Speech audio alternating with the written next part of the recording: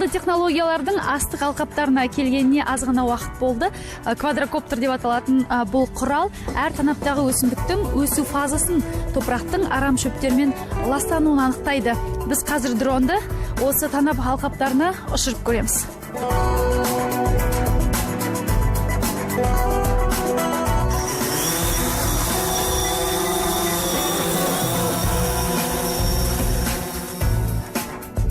Жаһандану дәуірінде ғылыми жетістіктердің, озық агротехнологиялардың көмегінсіз өнім молайтамын деу бос қиял ғана. Әуе дрондар арқылы бүгінде мамандар егіс алқабындағы өсімдік жағдайын, тыңайтқыштың қанша мөлшерде сіңгенін, қанша арам шөп басқанын үздіксіз бақылап отырады. Тыңғылықты зерттеу түбінде толайым табысқа кенелтеді. Қазіргі кезде бүкіл әлем ауыл шаруашылығын цифрландыруға бет алған. Егістік алқабы Қазақстаннан 2 есе аз, Канада бізден 2 есе көп өнім алып отыр.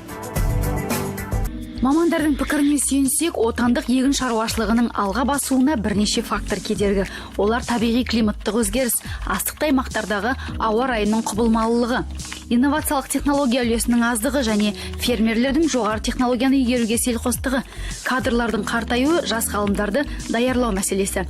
Егін бітік шығу үшін оған топырақтың құнары, тыңайтқыш түрі, егін егу әдісі, астық күтімі, тұқым сапасы, ауа райы сияқты көптеген жағдайлар әсер етеді. Шет мемлекеттер мұның шешімін баяғыда тапқан. Онда нақты ауыл шаруашылығы бағдарламасы бар. Ақылды технологиялар мен интеллектуалды жүйелер табыстың кілті. Барлық әдістер егін шаруашылығының өнімділігін арттыруға бағытталады. Бүгіннің өзінде әлемде пилотсыз комбайндар, ғаштық бақылау секілді ғылым жетістіктері пайда болған. Сакен Сейфуллин атындағы Қазақ агротехникалық университетінің мамандары инновацияны игерген жаңа толқын даярлауды жүзеге асырады.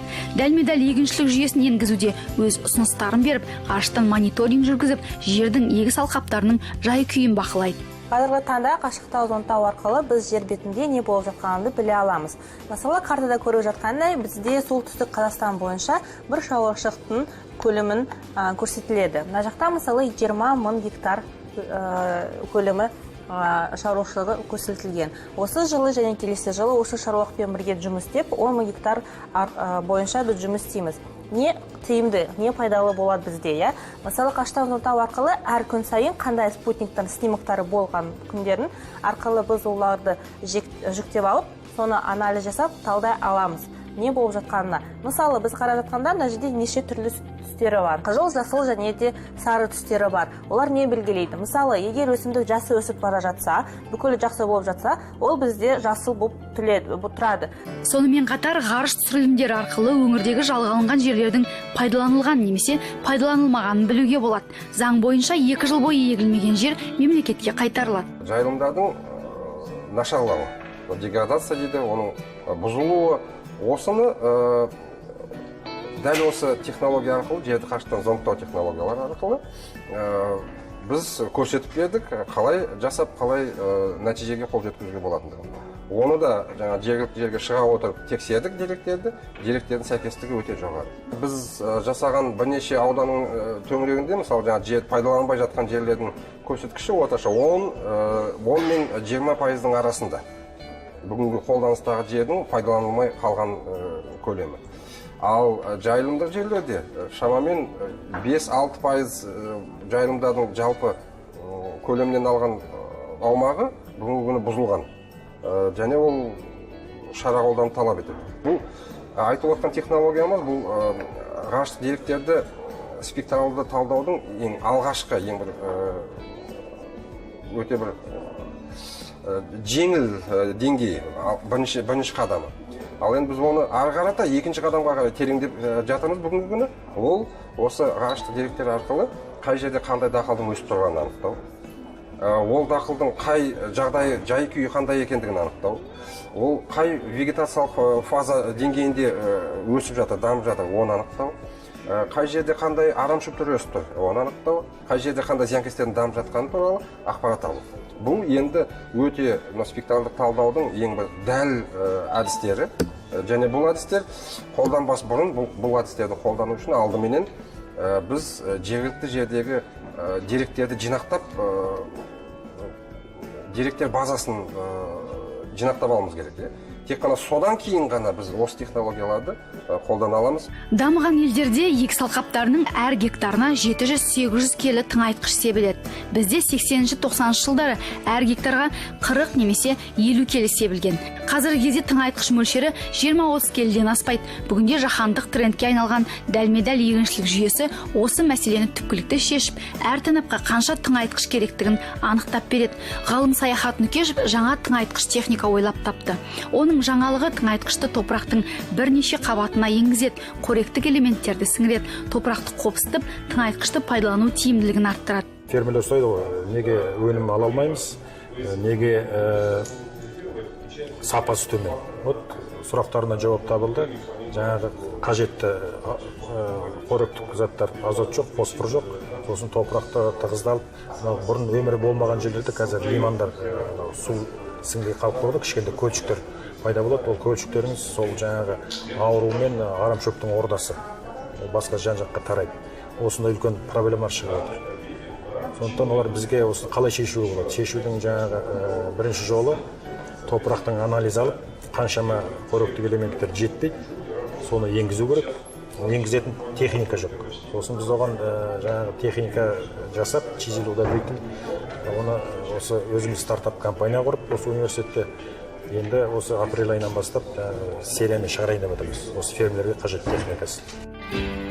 Ауру тұқым егін өнімділігін 70%-ға дейін төмендетеді. Шаруалар үшін бұл өте өзекті мәселе. Тұқым шығымдылығын арттырса ғана сапалы өнім алуға мүмкіндік мол. Оқу ордасында тұқымды түбегейлі тексеретін инновациялық технология да бар. Первоначально именно зараженность семян различными болезнями. Алғашқыда тұқымдардың қандай ауруға ұшыраған дәстүрлі әдіспен немесе микроскоппен анықтайтын. Қазір бізде түрлі генетикалық зерттеулер жүргізіп, тұқым ауруларын табуға мүмкіндік бар. Біз астық дақылдарын, дәнді дақылдардың барлығын тексереміз. Тұқым аурулары жиі кездеседі. Олардың ішінде жиі ұшырасатыны альтернериоз, фузариоз, гельминтоспориоз. Егін деген бәрі тұқымнан басталады. Тұқымның сапасы төмен болса, тұқым деген бүкіл аурулармен зақымдалған болса, онда өскіні де, өсуі де нашар болады. Біз деген 74 мың тоннадан тұқым алып, оның бәрін тексердік. 3 айдың ішінде 18 адам нақты мамандықтар соны тексеріп, осындай шешімге келдік. Шаруашылықтардың ішінде бір шаруашылық жоқ, ішіндегі тұқымдар сау екен. Бүкіл тұқымдар зақымдалған. Соның ішінде көп тұрсаңыз, бұл жерде біз мына тұқымдардың түрлерін қалай өсірген, қандай зиян, қандай аурулармен зақымдалғанын көрсеттік. Аурулармен бірге осы өсімдіктерге көп зиян келтіретін зиянкестер. Зиянкестердің қазіргі кезде Қазақстан бойынша 18 зиянкестер зиян келтіреді екен. 18 зиянкестермен аурулар, зиянкестермен зақымдалған өсімдік міндетті түрде аурумен зақымдалады. Сол себепті біз деген күресу шараларын ұйымдастырған кезде аурулармен зиянкестерге қатар өткізуіміз керек. Кейде айтамыз, бір дәрімен бірін араластырып, баковый сместер сөйтуге де болады. Ал енді арамшөптерге келетін болсақ, арамшөптердің түрлері деген әрбір аймақтарда әртүрлі болып келеді. Мысалы, оңтүстік Қазақстан өзінде осы 18-20 шақты арамшөптердің түрінде ең көп зиян келтіреді, тек қана 5-6 түрі. Ол 5-6 түрін біздің нақты анықтап, қандай түрлер екен, қалай олардың күрес шаралары, қандай пестицидтер, соның ішінде қандай гербицидтерді қолданады, соның бәрін нақты айтып берді. Тұқым дәрлеу жұмысын дұрыс жүргізу өнім сапасының кепілі. Егіс алқаптарында жапырақ тат ауруы, сабақ тат аурулары жиі ұшырасады. Осының бәрін терең зерттеп, тұқымның жетілмеген жасушаларынан да өнім алуға болады. Өсімдіктерді немесе жалпы организмдерді ағзадан тыс өсіру. Яғни біз инвитро әдісі деп аталады. Біз барлық көріп отырғанымыздай, барлық біздің заттарымыз жасанды ортада шынында өсіріледі. Біз тұқымның жетілмеген ұрықтарын аламыз да, ол жерден каус оның жасушасын алып, егер біз оны жасанды ортада өсірсек, бұл бізге көптеген артықшылықтар береді. Мысалы, біз маусымға тәуелді болмаймыз, егер бізде шынында өсірген жағдайда. Бұл жерде біз уақытты үнемдейміз, өйткені біз қысқа уақытта үлкен көлемді биоматериал жинай аламыз.